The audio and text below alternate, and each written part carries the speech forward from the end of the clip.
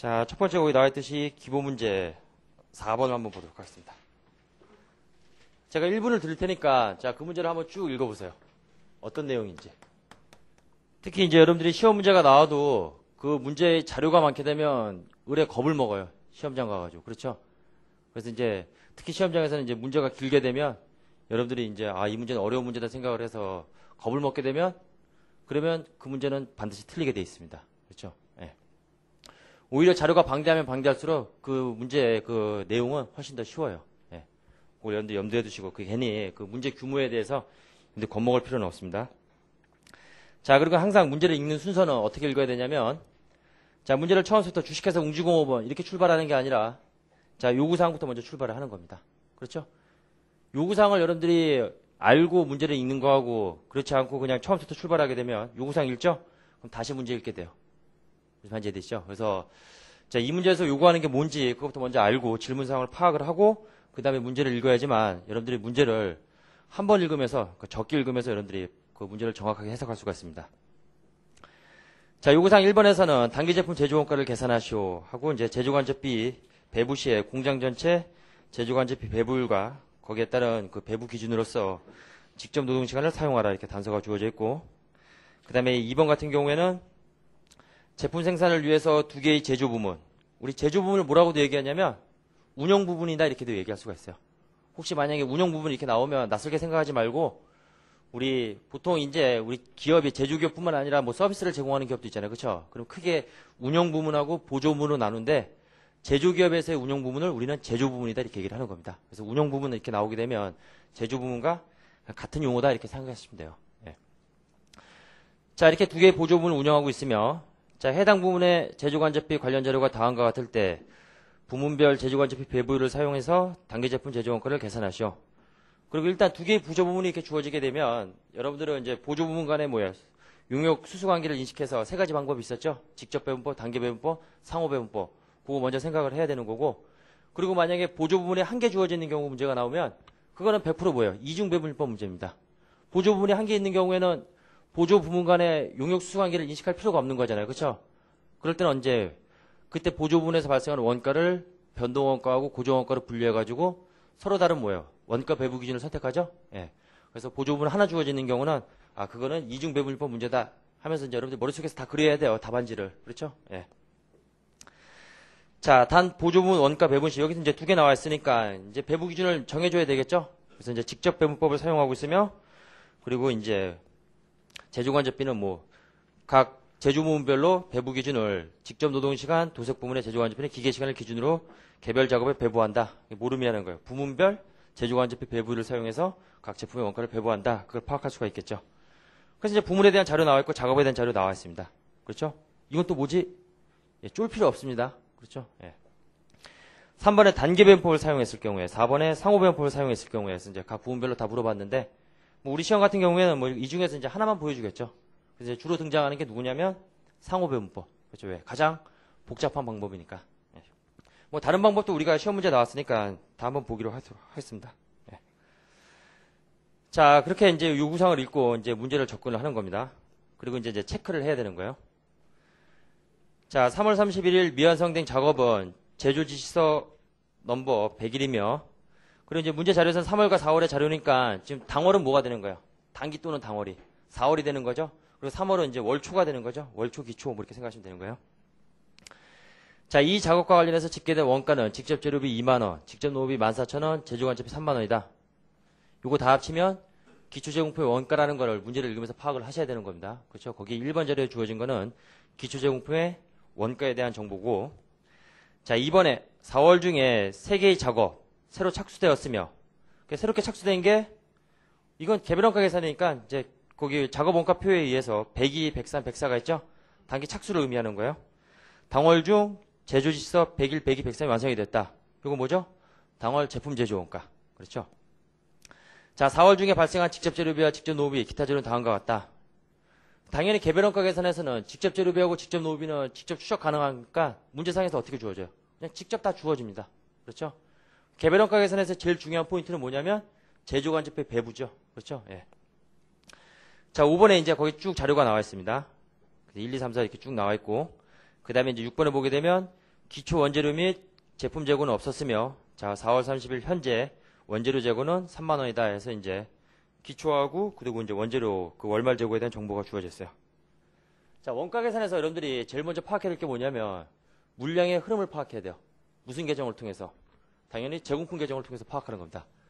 그 문제가 개별 원가 계산이든 종합 원가 계산이든 그 물량의 흐름을 파악하는 게 가장 먼저 선행이 돼야 되는 거예요. 예. 요거는 문제지에다 표시해도 되고 답안지에 표시해도 뭐 상관없습니다. 예. 자, 그래서 우리 2차 답안지에다 뭐 제공품의 물량 흐름을 파악해도 뭐 상관없고, 그리고 그냥 문제지에 표시해도 뭐 상관없는 거예요. 자, 그러면 이제 요 기초가 되는 거고, 여기 단기 착수분이 되는 거고, 그렇죠? 자, 그 다음에 당월 제품 제조원가가 되는 거고, 개별 원가 계산이니까 우리가 단기 제품 제조원가 또는 당월 제품 제조원가 용어를 사용하고, 이게 만약에 종합 원가 계산이면 그냥 완성품 원가라고 해주면 되는 거예요. 그렇죠? 그 다음에 기말 제공품. 그러니까 여기는 이제 월초가 되는 거고 월말이 되는 거죠. 그럼 물량의 흐름을 파악할 때는 개별 원가 계산은 작업 원가 표 갖고 파악을 하는 거죠. 그렇죠? 그럼 이제 문제 자료 읽어봤잖아요. 자, 월초에 수행됐던 거 100일이 되는 거고, 당월에 착수된 거는 102, 103, 104가 되는 거고, 그리고 이제 당월 제품 제조원가 문제 자료 읽어보게 되면 101, 102, 103이 되는 거죠. 네.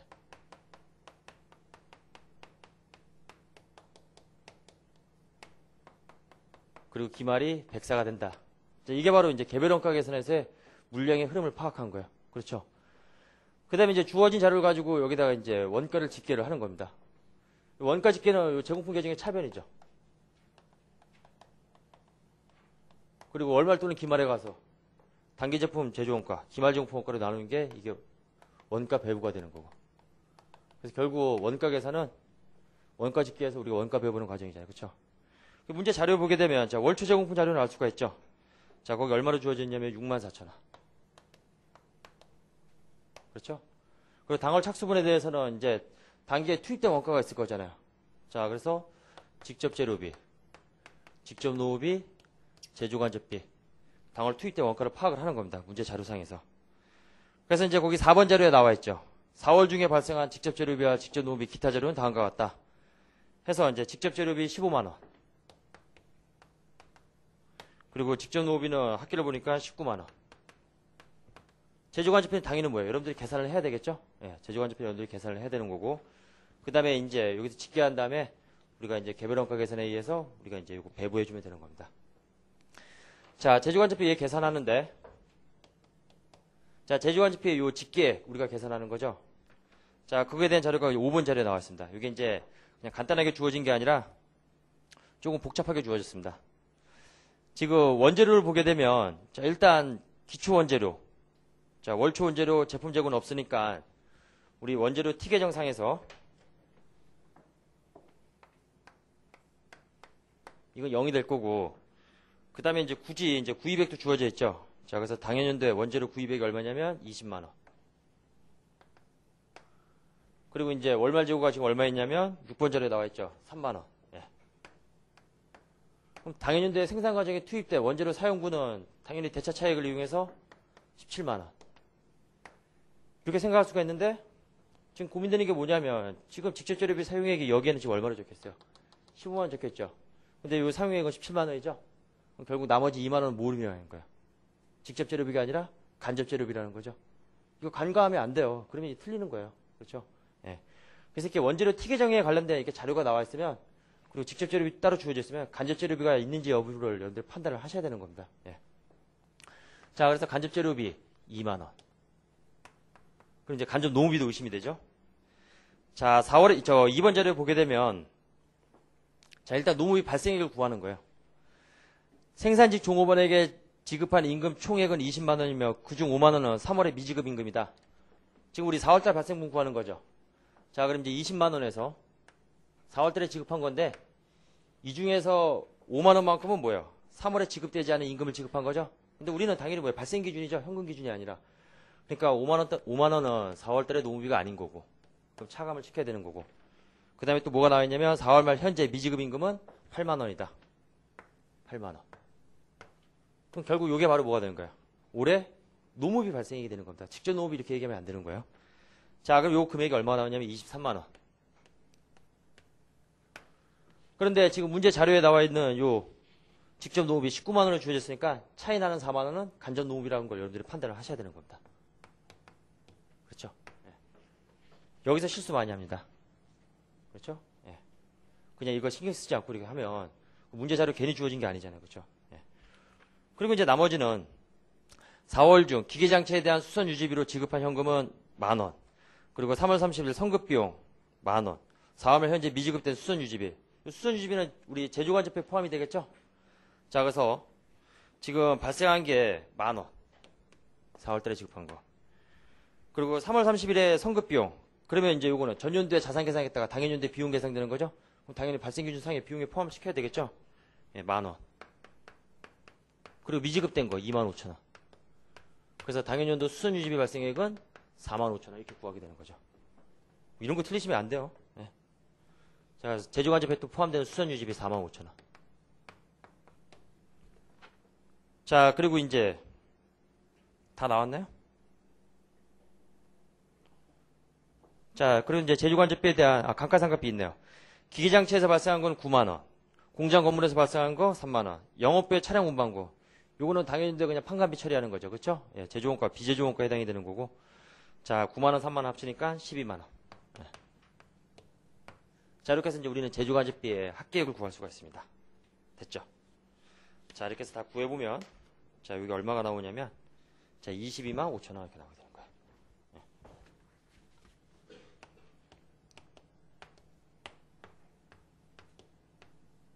그렇죠? 그래서 이제 웬만하면 이걸 답안지에다 표시를 해주세요. 예. 그러면 이제 여러분들이 문제집 표시하면 또 왔다 갔다 이렇게 옮겨 다닐 거잖아요. 그렇죠? 답안지 표시하면 답안지 보면서 여러분들이 이제 바로 요 내용 가지고 문제 풀 수가 있는 겁니다. 예. 이렇게 해서 이제 왼쪽에 원가 짓기가 다 끝났죠. 예. 그런데 이제 이 문제의 특징은 뭐냐면 제조관제표가 그냥 주어진 게 아니라 제조관제표 내용들을 나열해 가지고 이제 여러분들이 제조관제표를 정확하게 짓게 할 수 있는지 없는지 그걸 물어본 겁니다. 예. 자, 이렇게 이제 원가 짓기가 끝났고 이제 요구사항 1번에 이제 우리가 답하는 겁니다.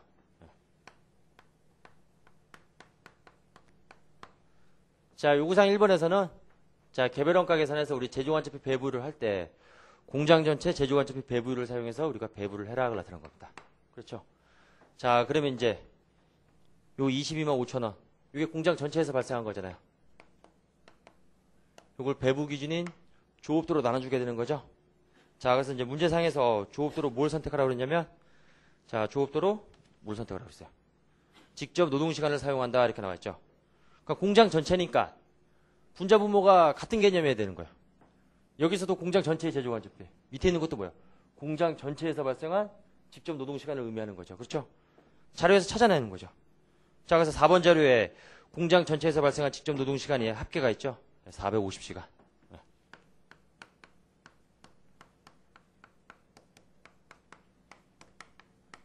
자, 그러면 이제 직접 노동시간당 우리 제조관제비 배부율을 구할 수가 있죠.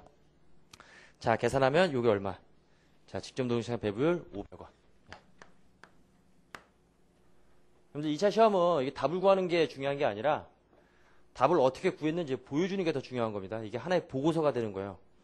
그래서 만약에 개별원가 계산 문제에서 공장 전체의 제조관제표 배부율이 답안지에 없다. 그러니까 문제지에다 내가 구해놓고 그냥 여기다 그냥 적용했다. 내가 풀었다. 그럼 간점이 될 수가 있어요. 그렇죠? 예. 이거는 반드시 답안지에 표시를 해야 되는 겁니다. 그리고 거기에 따른 계산 근거도 여러분들이 당연히 표시를 해줘야 되는 거죠. 그렇죠? 예. 제가 이제 시험 문제 냈어요. 그런데 개별원가 계산인데 답안지에 제조관제표 배부율이 없어. 답은 맞았는데. 그럼 출제자는 뭘 생각하냐면 얘 컨닝한 걸로 생각하는 거야. 안타깝게도. 그렇죠. 머릿속에 암산이 된 거 중요한 게 아니라 당연히 표시를 해야 되는 겁니다. 개별원가 계산에서는 이 제조관제표 배부율이. 예. 자, 그리고 이제 우리 각각 작업 원가표를 작성을 하는 거죠. 자, 그러면 이제 뭐 거기 나오는 거 쭉 써주면 되죠. 기초 제공품. 그렇죠. 내가 이걸 편하게 하기 위해서 왼쪽에 이걸 작성을 한 거예요. 그렇죠. 그럼 100일 64,000원. 그렇죠. 3월초 월초 제공품. 그 다음에 직접 재료비하고 직접 노비는 거기 문제 자료에 나와 있는 걸 쭉 다 써주면 돼요. 그렇죠. 아까 그 2번 자료였나요? 거기 나와 있는 거라. 그래서 5만원, 8만원, 그리고 2만원. 직접 노후비 쭉 써주면 되죠. 4만원, 7만원, 그리고 5만원, 3만원. 자료에 나와있죠? 그래서 쭉 써주면 돼요. 그리고 웬만하면 합계 표시를 하세요. 답안지가 하나의 보고서라고 그랬죠? 그렇죠? 어느 보고서에든 다 뭐는 적혀 있어요? 합계는 다 적혀 있어요. 그렇죠? 그래서 물론 뭐 합계 표시 안 했다고 해서 뭐 간점을 한다. 뭐 그런 사람은 없지만 간혹 가다 보면 이제 성격이 좀 이상한 사람도 있거든요. 자기 그 기분에 따라 가지고 주관식 채점을 주관적으로 한다는 거잖아요. 그렇죠? 예, 그래서 합계 표시는 좀 해줬으면 해요. 예. 자, 그래서 이제 합계 표시 하게 되면 여기 64,000원.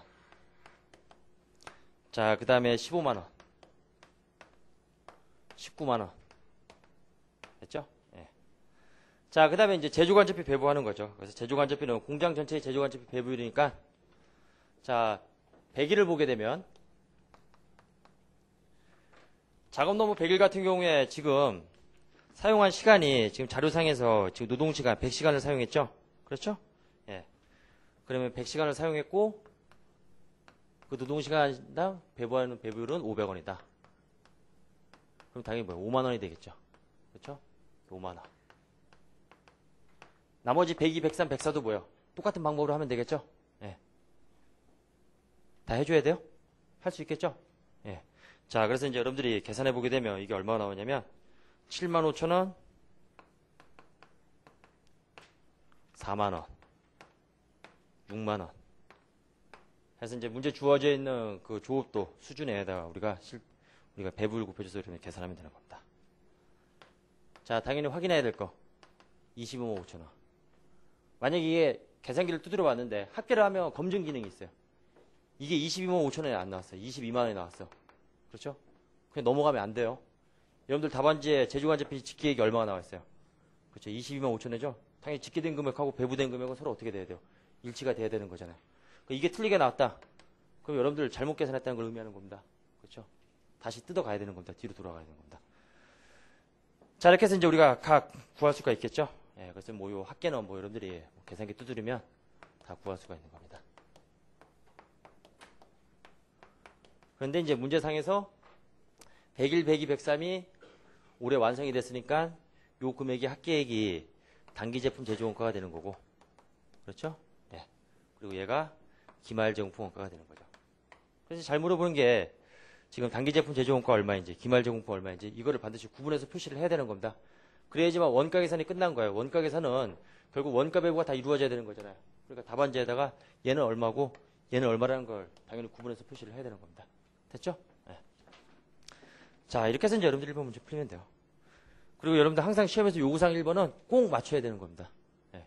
특히 원가 관리에 대해서는 요구사항 1번 틀리면 2번도 틀리고 3번도 틀리게 돼 있어요. 다 이어져서 물어보는 거니까. 자, 그래서 좀 신경을 쓰셔야 돼요. 여러분들 요구사항 1번 풀 때는. 그게 아무리 쉬운 문제라도.